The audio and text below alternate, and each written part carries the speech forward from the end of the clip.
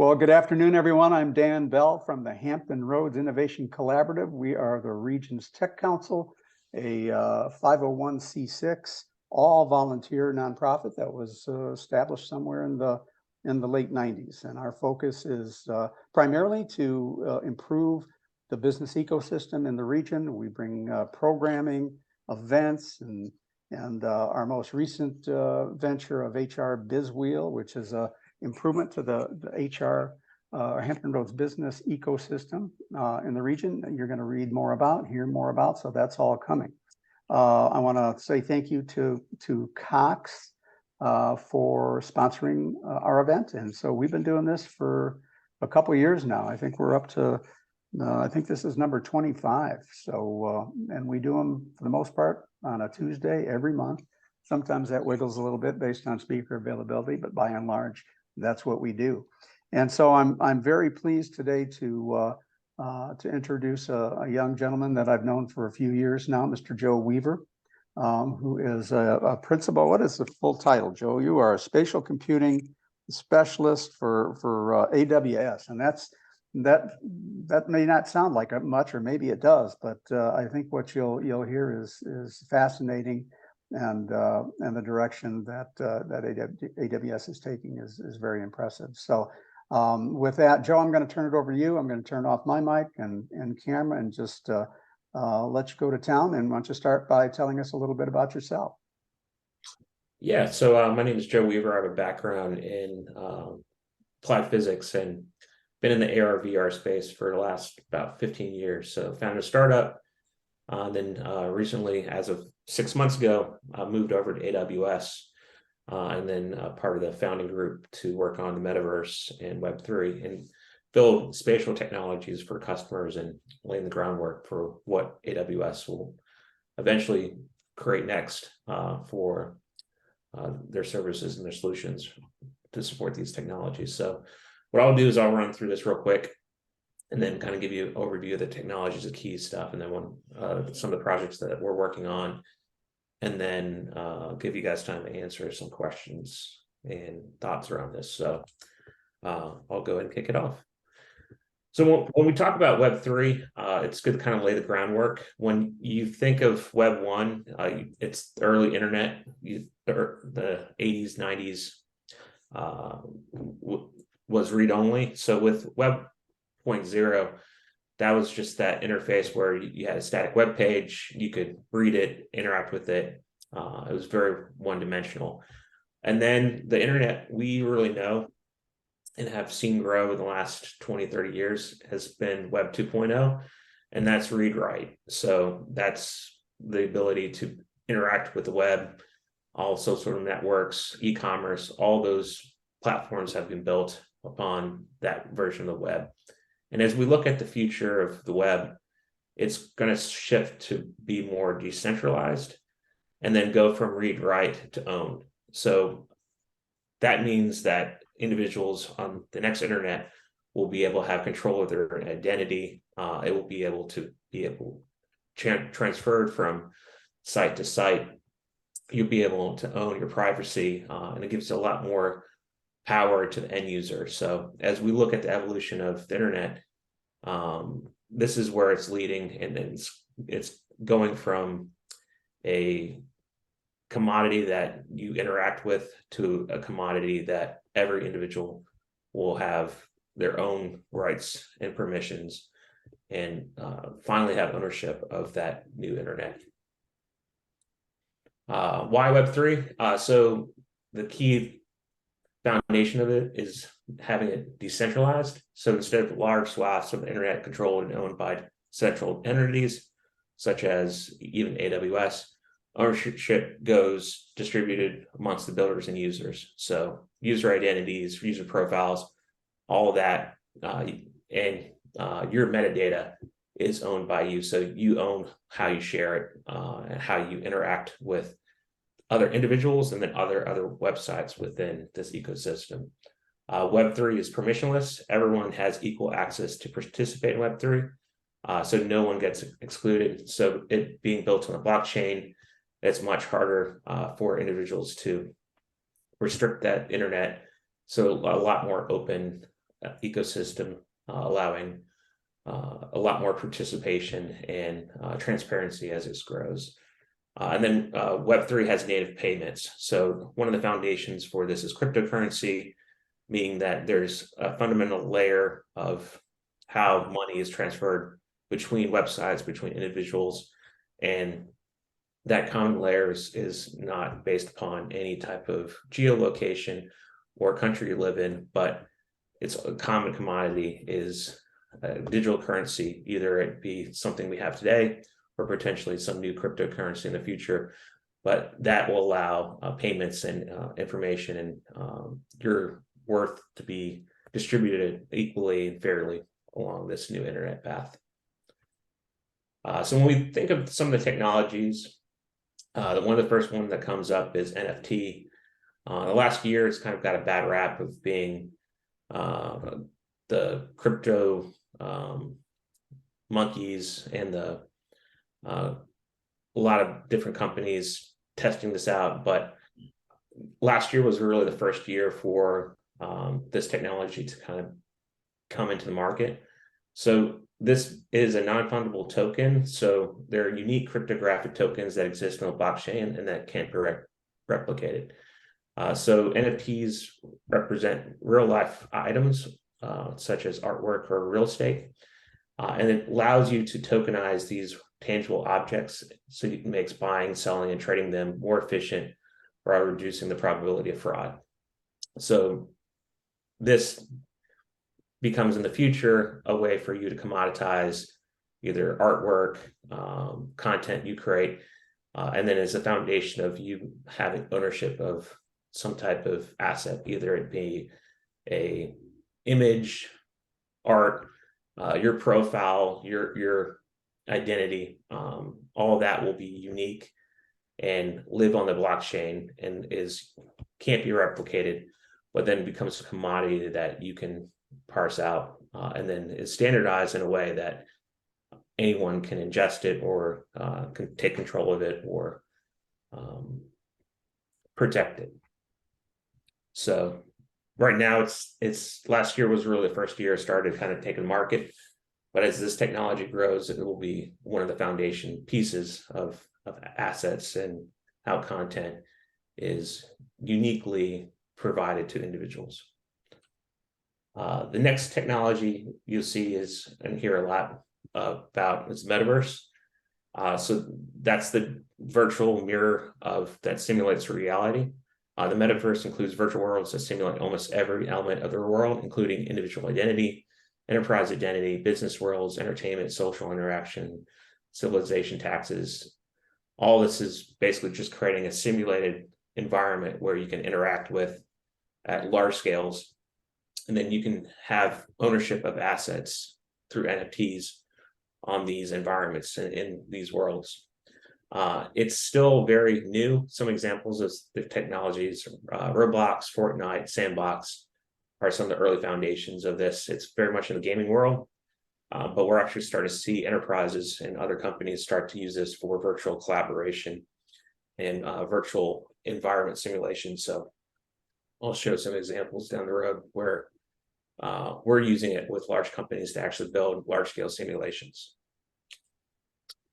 And then the third technology is blockchain.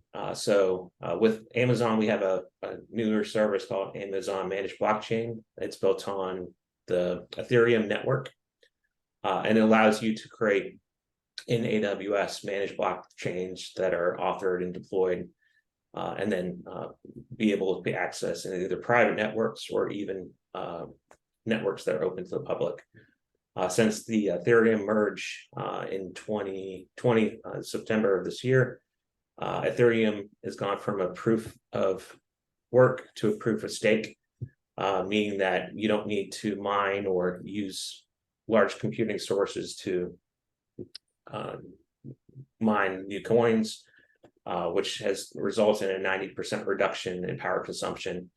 And because of that, you'll see a lot in the news of the good and the bad of what's going on with cryptocurrency, but hopefully it's starting to stabilize. Ethereum is definitely heavily popular with a lot of the large FANG companies And as we move forward in the future, we're building more tools around that system, and banks are starting to look at regulations, and hopefully next 5 years, there'll be some type of government, also bank authorities that will stabilize and turn this fiat currency into something that's regulated and governed like a normal commodity. So the foundation of that was the merge with the 90% reduction in power consumption. This commodity now can be scalable and used as a equivalent to something in the real world. Our group, spatial computing. So our mission is to build manage and deploy spatial experiences. Those three technologies are some of the foundations of the next internet. And then spatial is a term to kind of encompass a lot of these technologies, being either 3D models, digital twins, metaverses, data, location, AR, VR, XR. All of that encompasses into our group that is building some of the foundations and some of the early prototypes for customers and helping guiding what's next for AWS. So the way we work is we empower customers to innovate faster, think bigger, and shape their future by bringing ideas to life. So we go through a kind of a quick prototyping cycle where they'll bring in an example of some type of technology they want to try or build on AWS. We'll build a quick prototype, and then we'll use those insights to either expand upon that application, take something to market, or build upon that internally to build tools and resources to empower that technology with other customers.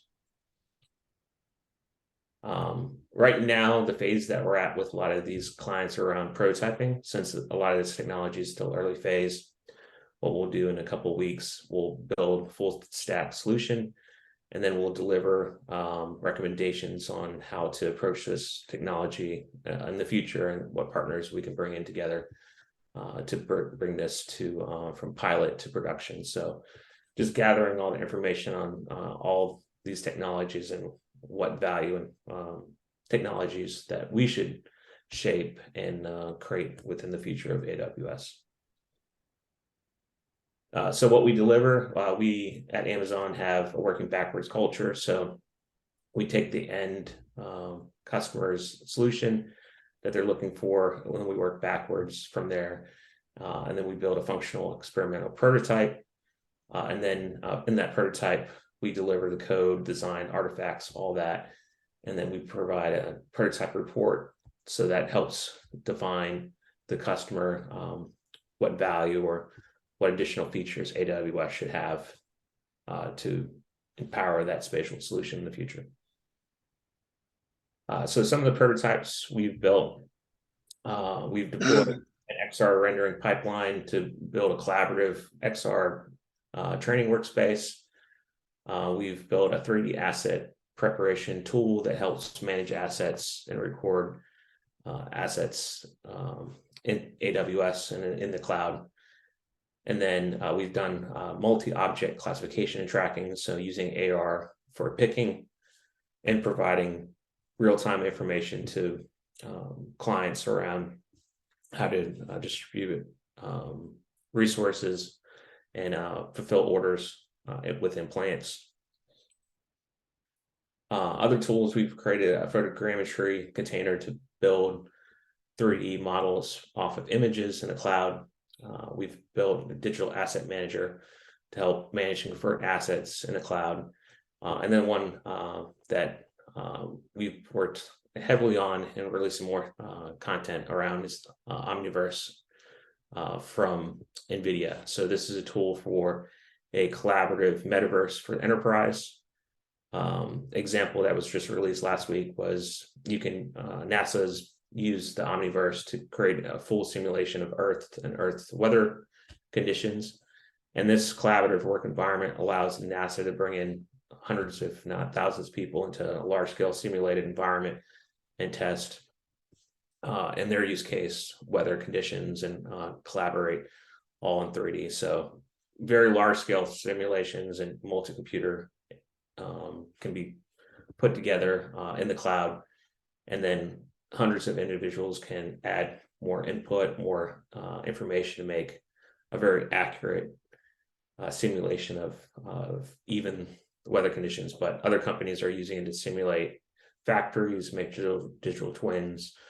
And then we've seen other examples around architecture and visualization, where you can bring in complex architectural drawings or 3D models and then do everything from mapping walking paths to driving locations, and then also large scale interaction with other individuals within the organization around building construction. So our process, we'll take in a customer, we'll work backwards with them, understand what solution they're looking for, we'll plan that solution, and then quickly within a month we'll build a working prototype, and then we'll transition that to them and provide their use case around that prototype. And then over the next 3 months, we'll measure the results of that and provide that analysis back to us internally to affect our future offerings or things that we're working on, or look at partnering with other customers to bring that solution or relevant solution to our marketplace. So your customer's next innovation is one failure away. So speed matters in business, and ready to experiment together. We have a landing page under PACE intake that you can sign up, and if you're interested in learning more about how to prototype with us or build a spatial solution with us, and where you can work together to quickly prototype something and then hand it over to you and see what value it has. So that's it on the presentation. I'd love to kind of discuss any questions around either what we do or around Web3 or even the metaverse. Joe, this is Dan. So you mentioned some of the early prototypes, but and so maybe the answer to this question is embedded in that. But what do you see some of the other early directions that are coming up from some of your customers? Yeah, a lot of it has to do with collaborative work environments. So right now, even the prototypes we're working on right now is around how do we bring in multiple individuals within a simulated either AR, VR space, and then have a collaborative either training or collaborative working space where individuals can interact or go to remotely, or and provide a simulated digital twin of either a work site or a work experience. And that's been heavily popular. And we've seen a lot of also interest in companies that are trying to digitize or manage assets. So getting assets ready for these large scale simulations that have to be optimized or built in a collaborative way. So a lot of these tools, when you look at the Omniverse, they're using Pixar's method of 3D modeling, which CAD and other softwares don't necessarily have out of the box. So there's a conversion method to make something into USD, which is Apple's and Pixel's native format. But those formats were meant for large scale collaboration. So it makes sense to have some type of conversion process. So a lot of the tools that we're also doing is taking assets that are traditionally made in CAD or gaming or simulation software, and then building it in and recreating it in systems that regenerate it in a more collaborative, scalable solution such as USDZ. So that way it can be shared across organizations and used in broader technology. Thanks, Joe. What about medical, education, some of the other fields out there? It seems like those directions are set. They're going in that direction for sure. Yeah, when you look at medical, a lot of the stuff has been around training, around simulation. A lot of that will probably be slow to be adopted in the actual patient client kind of situations because of HIPAA, but those environments, in the future couldn't be more collaborative or on the metaverse where you could interact with teledocs, not through a experience that's through the phone, but in a virtual environment where you can provide also 3D content or more content around individuals. Very good. Joe, can you see the chat window? Alan Hagerman has a question. Yeah.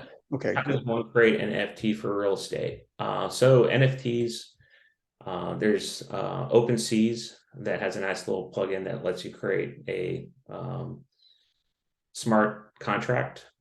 So similar to blockchain, all the stuff has some type of unique structure behind it that has a unique identifier that lives on the blockchain. So that way individuals can provide identity or a uniqueness to that. So that way, if I owned one individual of it, there's multiple instances or ownership that's distributed, meaning that there's no way for that content to be faked that I didn't own it, because thousands, if not hundreds of other people would have that certificate of authentication on their blockchain and dispersed, and then they're all regulated so that way individuals can't fake or not own something that's not rightfully theirs.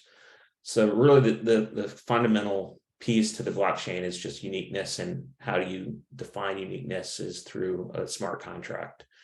And the smart contract is still kind of in the early phases of being worked out. OpenSea has a way to do that.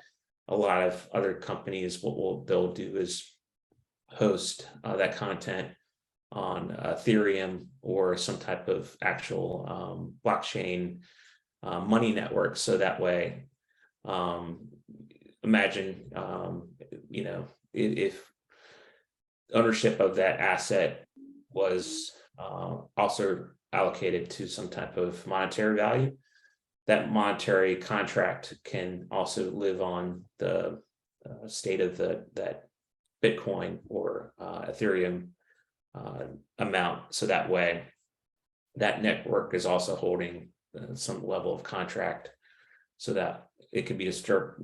That contract can be dispersed, and that way, the likelihood that individuals would be able to fake or verify ownership is dispersed beyond just an individual, but to the public. So right now, Joe, in that case, how does that translate to real world goods then? Yeah, so it really just boils down to like digital assets right now.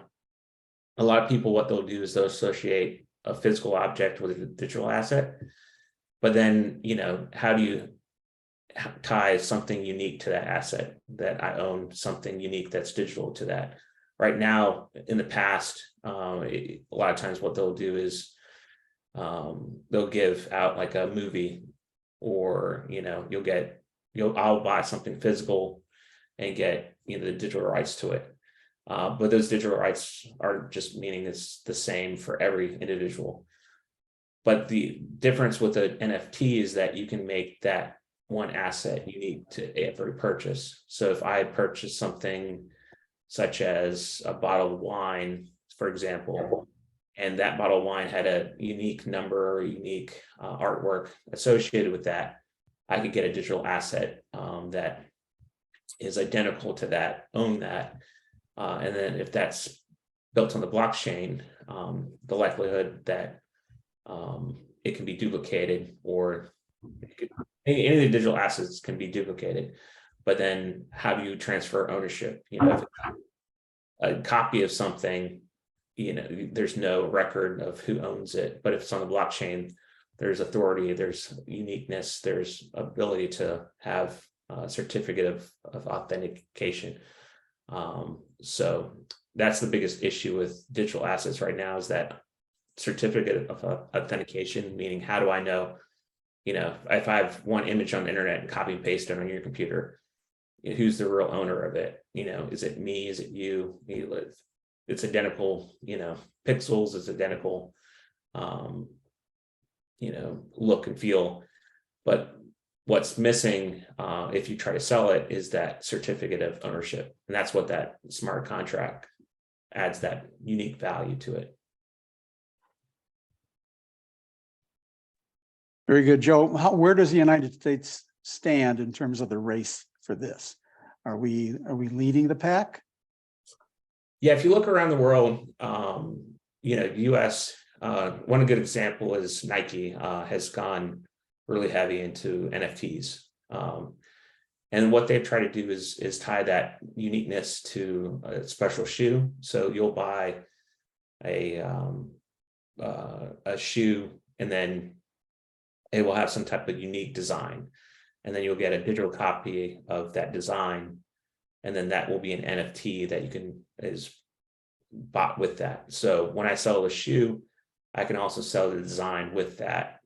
And then that ownership transfers both the physical object and also the digital object is authenticated.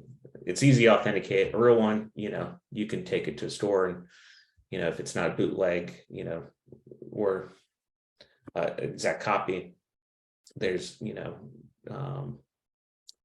ways of, stores to authenticate, make sure that's the right one. But digital goods, that it needs that NFT. So they've done over $185 million worth of NFT sales with shoes this year alone. And they're looking at more in 2023. So they're opening up their own unique token.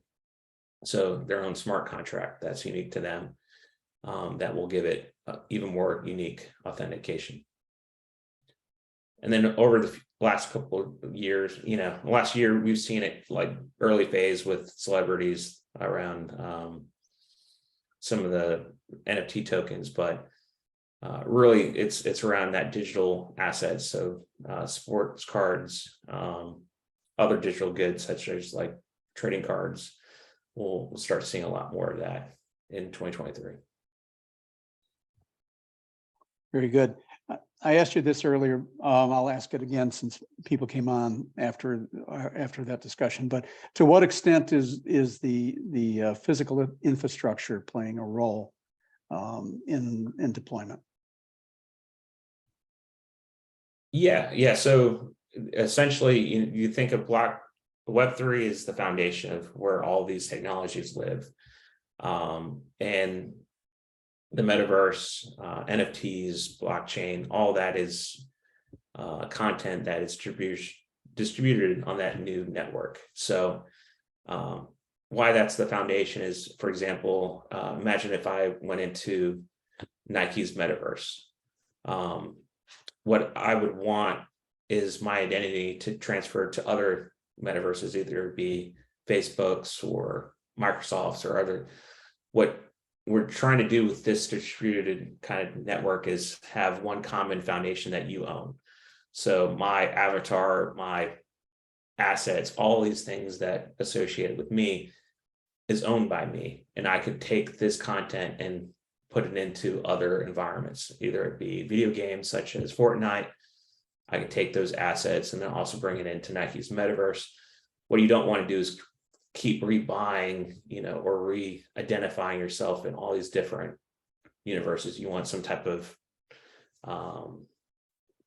universe or internet that you can transverse equally and not have to create unique content for every part of the internet that you travel into.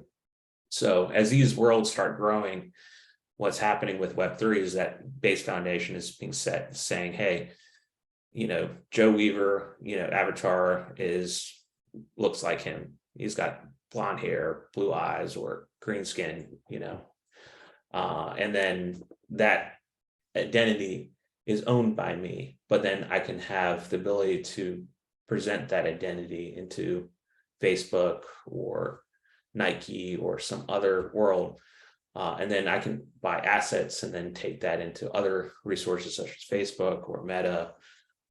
So it's that distributed ecosystem is where we're seeing NFTs, blockchain, all these things being the foundation of what's the next version of the internet.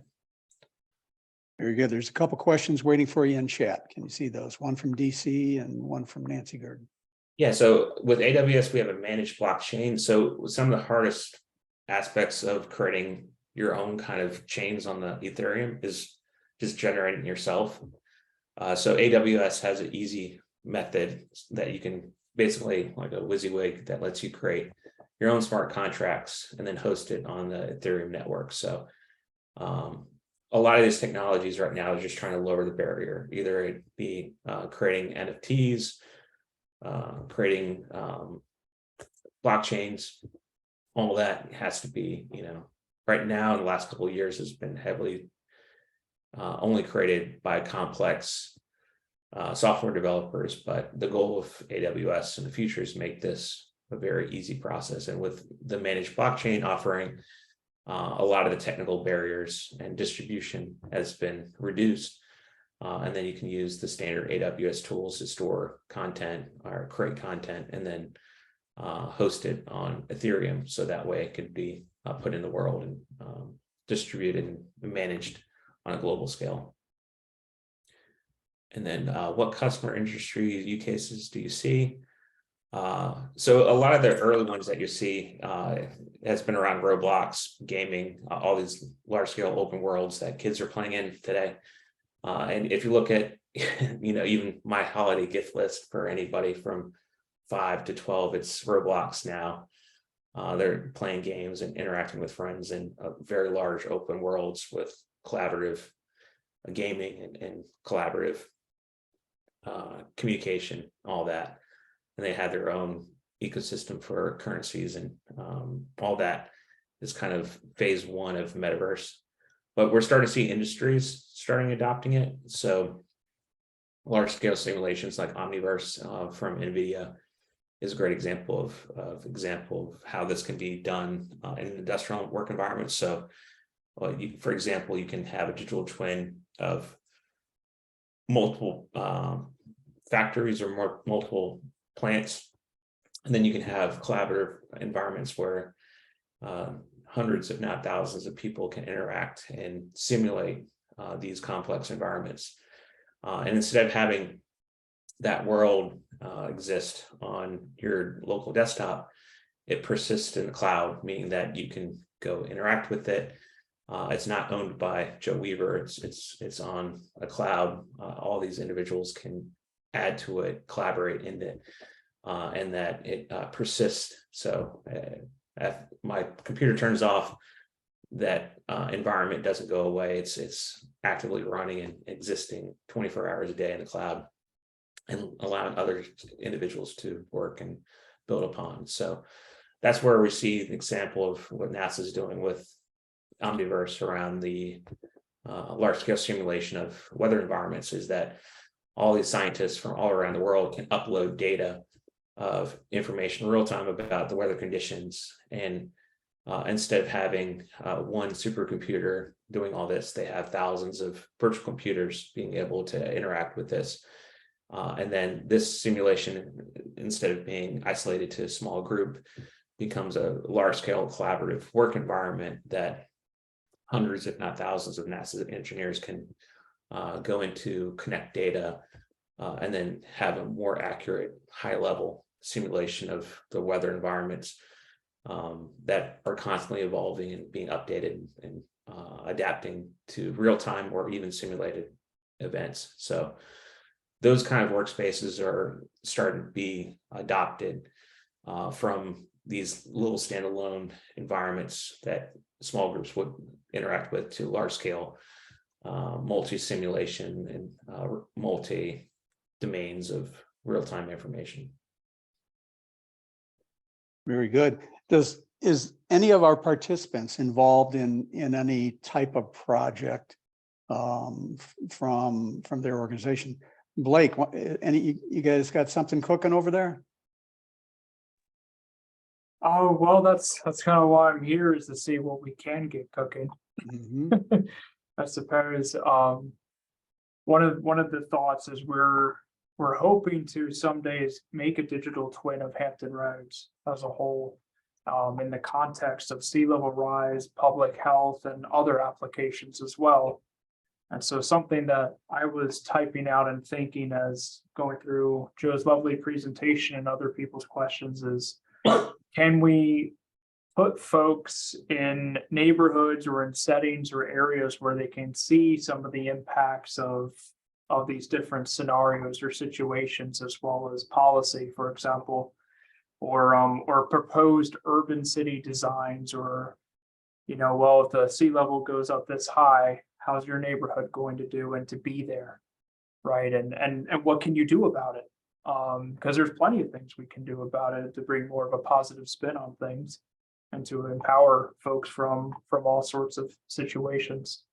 So that's something that, and of course, we would start very small, but so seeing how to scale that up and who to connect with and how to start building geospatial AR, I guess XR, really the combination of multiple angles together into a nice app or simulated environment to make real-time decisions, whether for emergencies or otherwise. Yeah, and a lot of that technology, if you think of the past, all these simulations were very isolated to either some network. And what we're starting to see this year is some really large scale, like taking those simulations and then bringing into a more cloud-based collaborative environment. And that's where AWS lives as far as the future. Right now, you see this a lot in gaming where I can go to work, thousands of people can interact and play all at once. And now we're starting to see this in the business world, which is a whole new level of interaction of saying, okay, well, I can have I can be building my building with architect and designers and all these people all at once. And that building persists, and there's only one copy of it.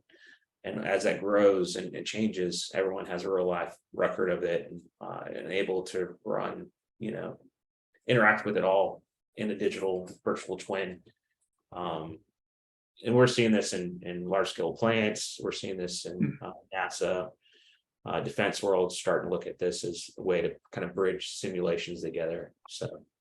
And on that, one of the questions I had with, as far as the collaboration goes, say, with the weather models or something that I'm a little more into, which is carbon cycle models and such, it's a suite of many different equations and such working together. And is the collaboration, does it really extend only to uploading data, or is there ways to, for these different people in this, say, virtual environment, to fork the code or something and then merge it and bring it all together, or in different ways, since it is decentralized? Or how would that come together in order to, say, improve forecasting or other models in that sense?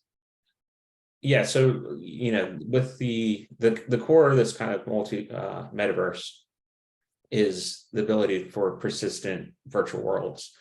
And then tools like the Omniverse are very interesting because there's a collaborative layer where you can build plugins, you can build content to interact with digital 3D things in that world, and build simulations from physics to in real world environments. So the foundation of this is a 3D world that persists. You can duplicate those worlds, or you can have variants of it. You can spin off other interactions of it. But the power of this is you have a collaborative space where you can also plug in or build plugins to take that data. And that space is also 3-dimensional, so you can actually lay things out and build a complete one-to-one, either duplicate or even provide the physics or any of the real world assets such as textures or content around assets such as physical properties. Is it, how heavy is it, how dense is it, all that. So the foundation of it is a 3D software that other people can jump into and interact with. And then the interface could be AR, VR, it could be just on the desktop. That's where we're seeing that technology moving to. Thank you very much. Sure, you got another question for Nancy waiting for you. How does NASA address its public sector data privacy requirements? So all that's kind of hosted on their own private networks. So a lot of these enterprises, like for the business applications, they'll have it within their own cloud environments, and then hosted behind their own firewalls. So if they wanted to, they can open up aspects of it or provide public variations of that. But early on, a lot of these are very much just kind of, especially in enterprises, their own private metaverses. The interesting thing is a lot of these tools and foundations can be opened up to other companies, such as the partners that we're working with. Or in the future, it could be more like a gaming world where it can be opened up to public, individuals can log into it, and then moderators and other individuals can be able to control interactions within that space. So does that answer also apply to like JLab? Yeah, and that's where, you know, a lot of these simulations, the power of it has just been very limited due to the scope of how few internal groups are, you know, be able to address or scale things up. So with this kind of foundation of saying, hey, we're going to start with this foundation, but other individuals can come in, they can add their own modules or bring in their own data. From there, we can expand this out to be more than just an isolated simulation. But over time within these companies, they can build out very complex. For example, you might start within a factory of simulating a robot picking line, but over the future of that, you can expand that to other warehouse maintenance or other warehouse operations. So that way, the core of it was maybe created with one use case, but over time that simulation can evolve to potentially interact with other individuals and expand upon other use cases. And what about the military applications? Yeah, a lot of that has to do with just simulations. Like the military is heavily focused on a lot of sim and a lot of technology too in the past. The Hampton Roads has heavily been around simulation and simulation science. Over the last couple of years, that's kind of come and gone away from Hampton Roads, but hopefully in the future, these environments are a lot more collaborative between agencies and between other divisions within the Air Force or Army or Navy. So these environments really will kind of change from scale. The nice thing with these technologies that you see now is that, you know, in the past, you could probably scale it, you know, a couple hundred people, but now these environments can almost scale to unlimited amount of people on the cloud. So you're starting to see the potential of these environments being able to be used by multiple divisions within the Air Force or Army or Navy, and then add value as it grows beyond their simulation to encompass either more defense contractors content or even more internal or external data in real time. So Joe, look into the crystal ball. When do you see this mainstream? And then we're starting to talk about Web 4. Yeah. So I think in the next 10 years, you're going to start seeing by 2030, this is supposed to be a 10 trillion a year industry. So it's moving and will shape its way and moving that way. So you'll see that it's a lot right now as far as younger generation. They're spending a lot of time in these simulated environments on gaming or social methods. And those kids will turn into kids that want that same technology when they go to work, or how they interact with other coworkers in the future. So really the foundation of this internet is going to be laid out in the next 10 years. And then companies like Facebook that changed and pivoted completely to look at this as Meta. AR, VR technology is going to go from being somewhat limited as far as field of view to most likely full field of view in the next 5 to 6 years. So the quality of it will become very much lifelike. And Apple and Google and all these big companies are devoting a lot of their resources and technologies to expanding upon this, because they see this as where the internet's going. And the most logical steps for it, where exists now, is a 2D environment where you interact with and you click through. But the future of this is that it's these open worlds, these open environments that companies and individuals are able to interact with in real time and at real scales, and that you'll be able to work on the metaverse or have impact in the real world, or build assets that turn this into a whole new commodity. So instead of going to a physical store, you could go to a store online, and those interactions and those content would be scalable and equivalent to interactions you would have in the real world. Great. Looks like Blake has another question. I may have missed it, but what is the typical cost of the prototypes you have shown? So a lot of these prototypes right now have been done by large corporate companies, so Fortune 50. So as you can imagine, they're relatively pretty expensive to start with, but a lot of this is just gaining the knowledge of what adds value. So at Amazon, our kind of methodology is we work hard to work backwards. So we let the customers tell us what to build. And there's very few cases within AWS that we've built technologies on our own. A lot of it's being driven by customer demand. And that's the core of kind of how we work. So right now, all of these technologies we first go out to our customers and find use cases, and then we validate that these technologies will solve the use case, and once that's validated, then we can start building our own internal tools, our own internal assets to help scale this. But in that couple of years, it's really going to be focused on solving a lot of these use cases, and then taking those use cases and the best of how this adds value and turning it into end solutions.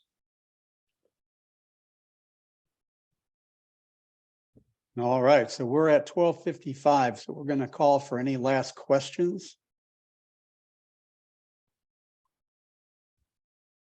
Cool. Well, thank you guys for joining, and looking forward to this next future. So as you look at, the metaverse being the second most popular word searched last year, it's definitely increasing and still at early stage as far as technology and value. But as you start seeing the next couple, 2, 3, 4 years, you're going to see some use cases that start to make sense and actually add value, and take it out of this gaming world that kids are playing Grand Theft Auto and Roblox, and turn it into real life, large scale simulations that both NASA and defense and AWS and large companies should look at adopting. Well, it's been absolutely fascinating, and you've helped me to understand why Facebook changed their name to Meta. So now I understand. But yeah, it's all about what's next for the internet, and everyone's driving that way. It's still early stage, but the next 10 years will mature, and how you interact with the internet won't be how you interact with it now. You'll have ownership, but that ownership means that you have to own your money, has to own your assets, have to own a piece of the digital world.